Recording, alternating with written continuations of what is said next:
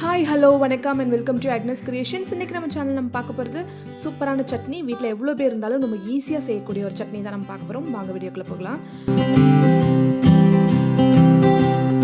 முதல்ல நம்ம தேவையான பொருட்கள் என்னென்னு பார்த்துடலாம். ஒரு அரை கப் அளவுக்கு தேங்காய், துருவணும்னு அவசியம் இல்லை, துருவனா துருவிக்கோங்க. இஞ்சி, அதுக்கப்புறம் ஒரு சின்ன சைஸ் வெங்காயம், ஒரு 4 மிளகாய் வத்தல், அப்புறம் 2 தக்காளி, மீடியம் சைஸ் தக்காளி 2 தக்காளி, இவ்வளோ தான். இதுக்கப்புறம் தாளிக்கிறதுக்கு அப்புறம் உப்பு, தண்ணி இவ்வளோ தான் தேவைப்படும். இப்போ நம்ம ஒரு ஜார் வச்சுக்கலாம். அதில் தேங்காய், இஞ்சி, மிளகாய் வற்றல், வெங்காயம் எல்லாத்தையும் போட்டு நம்ம முதல்ல அரைச்சிக்கலாம். நீங்கள் துருவன தேங்காய் யூஸ் பண்ணுறீங்கன்னா தக்காளியும் சேர்த்தே முதல்ல அரைச்சிக்கோங்க.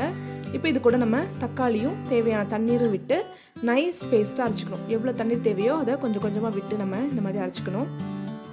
இப்போ ஒரு கடாய் வச்சு கடாயில் எண்ணெய் விட்டு எண்ணெய் நல்லா சூடானதுக்கப்புறமா கடுகு, கருவேப்பிலை, அதுக்கப்புறம் கொஞ்சமாக பெருங்காயத்தூள் எல்லாம் சேர்த்து நல்லா பொரியட்டும். பொரிஞ்சதுக்கப்புறமா ஏற்கனவே அரைச்சி வச்சுருக்க அந்த சட்னியை நம்ம இதில் சேர்த்துக்கலாம். வெங்காயம், தக்காளியில் நம்ம பச்சையாக சேர்த்துருக்கோம் அப்படிங்கிறதுனால இது ஒரு 5 மினிட்ஸ் லோ ஃப்ளேமில் வேகட்டும். இதுக்கு தேவையான உப்பு சேர்த்துக்கலாம்.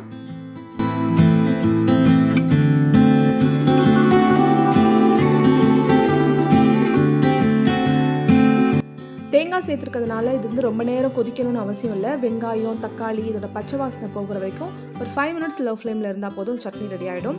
நம்ம ஒரு பக்கம் இட்லி ஊற்றிட்டே இருந்தோம்னா இன்னொரு பக்கம் அந்த சட்னியை ரெடி பண்ணிடலாம். சட்னிக்கு வதக்கிட்டு அது ஆற வைக்கிற வரைக்கும் வெயிட் பண்ணி அதுக்கப்புறம் அரைச்சி திருப்பி தாளிச்சு விடணும் அப்படிங்கிற அவசியம்லாம் இல்லை. 2 நிமிஷத்தில் நம்ம ஈஸியாக அந்த சட்னியை செஞ்சிடலாம். நீங்களும் செஞ்சு பார்த்துட்டு உங்களுக்கு இது பிடிச்சிருந்ததுன்னா லைக் பண்ணுங்கள், ஷேர் பண்ணுங்கள், சப்ஸ்கிரைப் பண்ணுங்கள்.